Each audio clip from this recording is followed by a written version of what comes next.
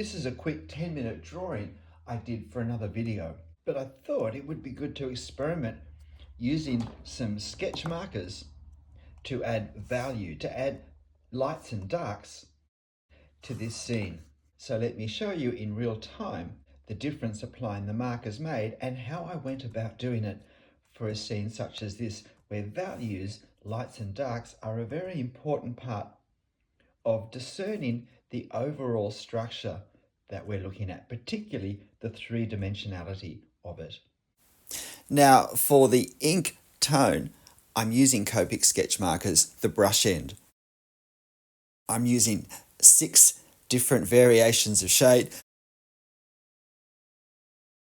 of their neutral grey colour, N1 to N6. Right now, I'm using an N5. Now, at the very start, there are 2 main and opposite considerations. The first is I don't want to go too dark over any light area because I can't bring back the lightness later on. So I need to preserve anything that I want to be lighter than the value that I'm using at that point. However, I don't want to start unnecessarily light and have to go over and over and over with my ink.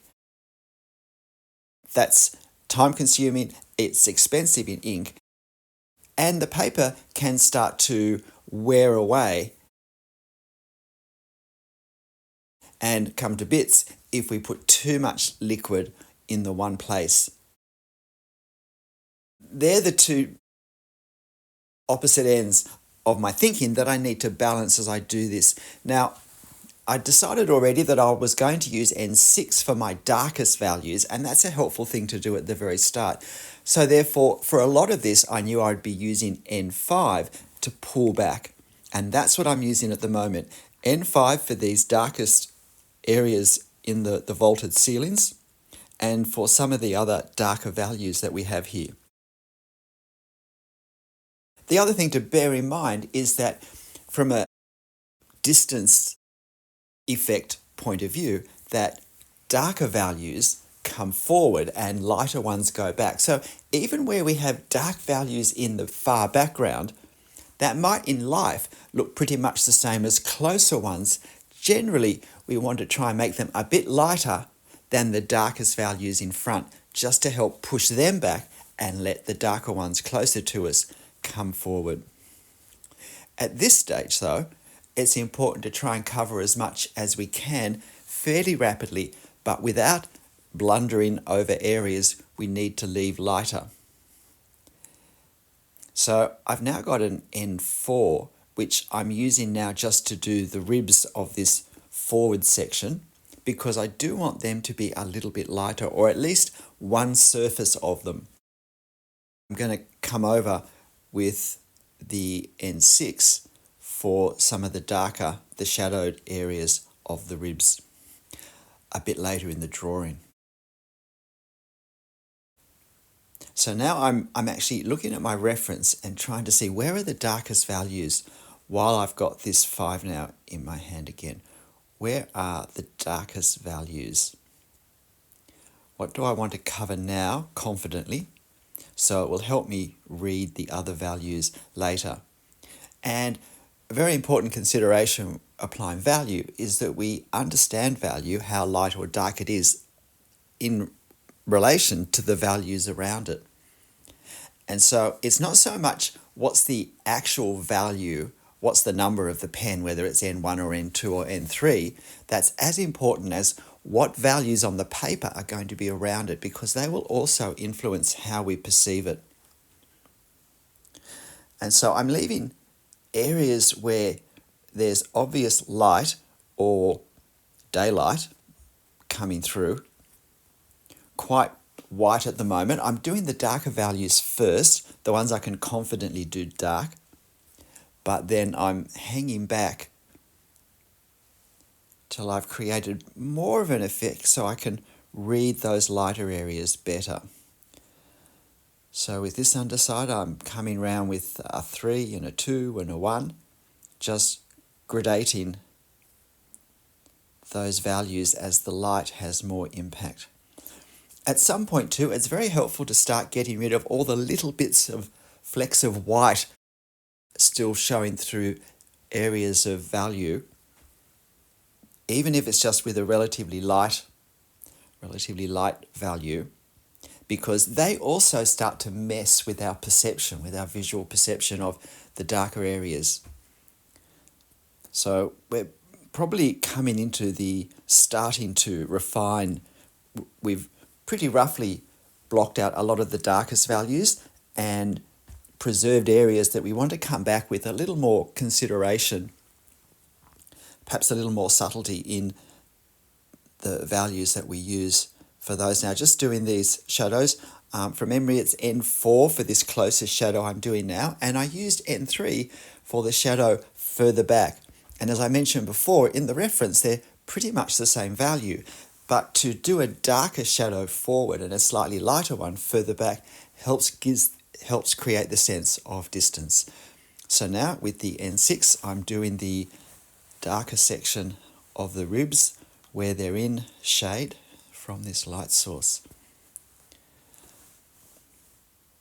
One of the things I find a bit annoying about applying markers is that they do dry slightly lighter than they look.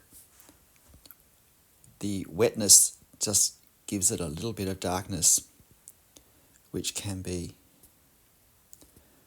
a bit time consuming when it fades, and we feel the need to add a little more value to it. Now, by putting these, I've just switched to an N5 now. So what I did N6 in the closer section, I now do N5 in the further section, just as for the actual planes of the vaults, I did N5 and N4. For the shade on the vault, I did N6 and N5. So it's going down in values or coming up in values relative to each other as we move closer or backwards that we want to do. This is a really important principle, and I think it helps us not get confused with what we're doing. It helps us to keep a consistency in our understanding and application of value across any one scene. Now, there is a lot of light coming through here. I think that's where there's a transept, and so there's big open windows higher up. And so I certainly want to preserve that. So when I get into these better lit areas, I'm using my N1, N2, and N3 for the darker parts of that.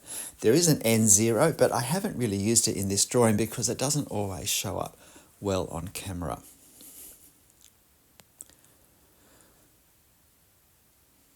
So again, at this stage now, I'm slowing down a bit. I'm looking at my reference and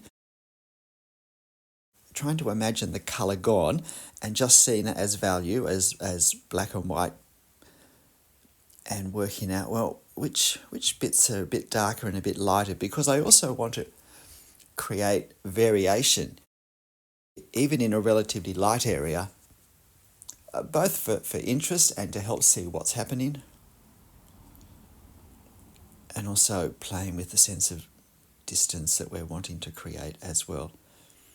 So there's a painting on that wall that's got some light areas, so I've not done any line work there, but I just wanted to put a bit of value on as well. Now, although you're watching me actually apply the ink in real time, I have taken out some of the gaps from when I removed a pen and put the cap on and found the one I wanted and took the cap off and actually started. Sometimes that took just a bit too long to leave in for not a huge gain, I didn't think. But all of the actual pen on the paper, this is all in real time. So gives a sense of the thinking, time, space. I did want to keep this fairly brisk though, because it was a very fast line drawing, and so I wanted to create a consistency between the line work and the application of the value.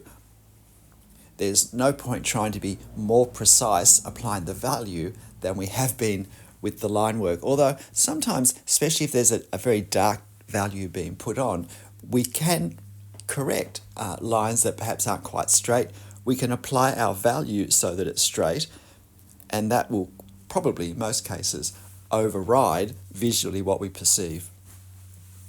So now I thought this front area was a bit too light, so I'm applied the ceiling of the volts again with the N5. So this is the same value I put on earlier. I'm simply applying more value, and there's a point where that doesn't change the darkness, but it can work a bit, although it is important to wait till it dries before we decide whether it's worked or not.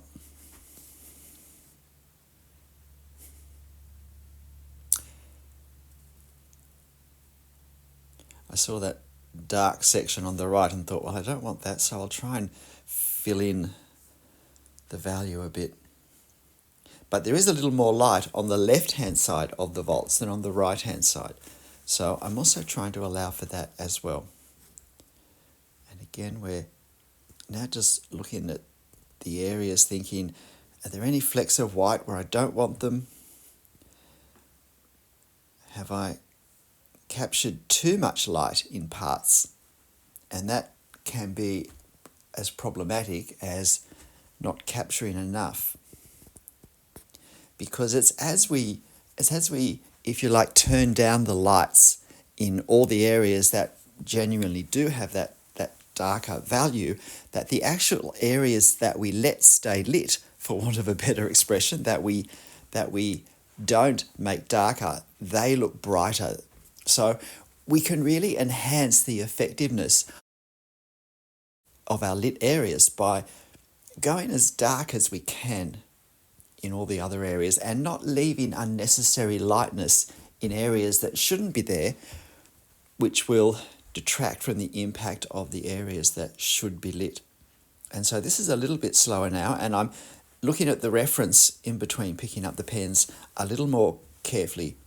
So in real life, this took me probably about 4.5 minutes longer than what you're seeing now. Just both allowing for time when thinking when I wasn't holding the pen, and the time to find the pen I want, put the lid off, put it back on at the end, find the next pen. So for instance, that candle there, I hadn't really drawn in the drawing, but I was able to create it using the value. And so now I'm just evening up the top, and I'm thinking this is almost done. And if you want to have a go with this, I'll put this line drawing on my channel community page, and you can just print out a copy of the line work and go straight to the value. And please hit the like button if you found this interesting, and let me know if you'd like more tone application videos in real time or otherwise. G'day, I'm Stephen Travis. I hope this was interesting, hope it was helpful, and I hope you give it a go. I hope you print off my copy of the line work that I've given you and just start at the value. And if you want, you can print off several copies. You can be nice and bold without worrying about wasting your line work. But look, whatever you do and however you do it, bold or timid, make sure you have fun. I'll see you next time. Bye.